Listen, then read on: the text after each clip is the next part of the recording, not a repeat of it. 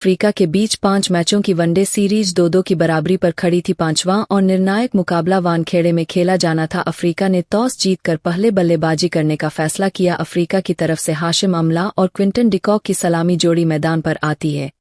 पारी के दूसरे ही ओवर में हाशिम अमला ने मोहित शर्मा पर हमला करके पारी का पहला चौका लगाया, फिर अगली गेंद को भी चौके के लिए भेज दिया। उसके बाद क्विंटन डिकॉक ने भी अपनी पारी का पहला चौका लगाया, परंतु अब अमला तो अपने ही कातिलाना अंदाज में खेल रहे थे और मोहित को एक ओवर में 3 चौके मार MS धोनी को कैच थमा पवेलियन चल दिए। अमला ने महज 13 गेंदों पर 23 रनों की तूफानी पारी खेली। अब डुप्लेसिस और डिकॉक की जोड़ी पारी को आगे बढ़ाती है।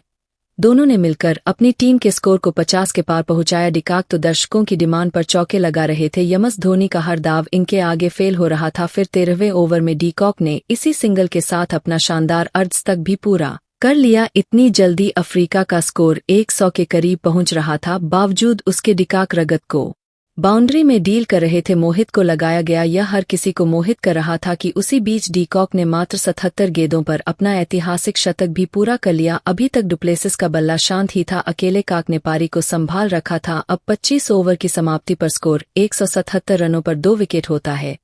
अब फाफ डुप्लेसिस ने अमित मिश्रा को निशाना बनाकर एक बाउंड्री तो जरूर लगाया, परंतु उसी ओवर में अजिंक्य रहाणे ने उनका एक आसान सा कैच ड्रॉप कर दिया। अभी तक इसके परिणाम से हर कोई अनजान था, क्योंकि अब डुप्लेसिस ने भी अपनी 50 पूरी कर लिया। अब कप्तान MS धोनी ने सुरेश रैना के हाथ में गेंद थमाई और रैना ने डिकॉक को कोहली के हाथों कैच करा। अफ्रीका को दूसरा झटका दे दिया। डिकॉक ने शानदार 87 गेंदों पर 109 रनों की बेहतरीन पारी खेली। अब एक बार फिर से DD की जोड़ी मैदान पर होती है।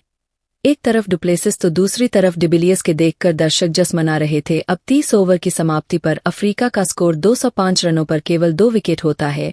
अब फाफ डुप्लेसिस भी धीरे धीरे अपनी शतक की तरफ बढ़ रहे थे। उधर AB डिविलियर्स तेजी से अपनी पारी को तूफानी अंदाज में आगे बढ़ा रहे थे। अब 39वें ओवर की पहली गेंद पर डिविलियर्स ने भुवनेश्वर को एक मारा और इसी के साथ अपना अर्धशतक भी पूरा कर लिया। DD की मार MS धोनी की BP बढ़ा रही थी। अब 40 ओवरों का खेल समाप्त हो चुका था। स्कोर 294 रनों पर 2 विकेट होता है। ऐसे हालात में डिविलियर्स जैसा खुखार बल्लेबाज गेंदबाजों का करियर खत्म करने को तैयार रहता है। यहां से डिविलियर्स ने भारतीय गेंदबाजों का बीच मैदान में गला घोल दिया। अब उनके साथ ही फाफ का भी शतक आ गया। उनके पैरों में क्रैम्प्स आ रही थी, बावजूद उसके फाफ ने शानदार शतक लगाया। अब मात्र 8 ओवरों का खेल बाकी था। स्कोर 316 रन होता है, परंतु अक्षर पटेल के ओवर में फाफ डुप्लेसिस ने 3 मारे। डुप्लेसिस का दर्द लगातार बढ़ता जा रहा था, परंतु दर्द में रहकर डुप्लेसिस जैसा दर्द भारतीय गेंदबाजों को दे रहे थे, क्योंकि एक लड़खड़ा आता खिलाड़ी इस ओवर में 3 की मदद से 22 रन कूद देता है। इनका हर एक शॉट भारतीय गेंदबाजी का मजाक बना रहा था। फाफ डुप्लेसिस ने खुद को खुद से ही आउट किया और 115 गेंदों पर 13,333 रन बनाकर नाबाद लौटे। यहां से 6 ओवरों का खेल बाकी था, परंतु डिविलियर्स ने इन 6 ओवरों को खिलवाड़ बनाकर रख दिया। इतनी बेरमी से पिटाई कर रहे थे मानो एक शिकारी अपना शिकार कर रहा हो। उनका ऐसा खतरनाक अंदाज अफ्रीका की पारी को पलक झपकते ही 400 के करीब पहुंचा दिया और 46वें ओवर में उन्होंने मात्र 56 गेंदों पर अपना ऐतिहासिक शतक भी पूरा कर लिया। यहां पर करंट रन रेट 9 के पार जा चुका था। यह इस इनिंग की तीसरी सेंचुरी थी, परंतु अभी भी एक और सेंचुरी आनी बाकी थी। इसके बाद भी वही सिलसिला जारी रहा। से कम डिविलियर्स को कुछ मंजूर ही नहीं था और लंबे लंबे की बरसात कर रहे थे। आखिरकार भुवनेश्वर की बाउंसर पर डिविलियर्स ने धोनी को कैच थमा पवेलियन चल दिए। AB डिबल ने मात्र 61 गेंदों पर 119 रनों की विध्वंसक पारी खेली। स्कोर 404 रन होता है।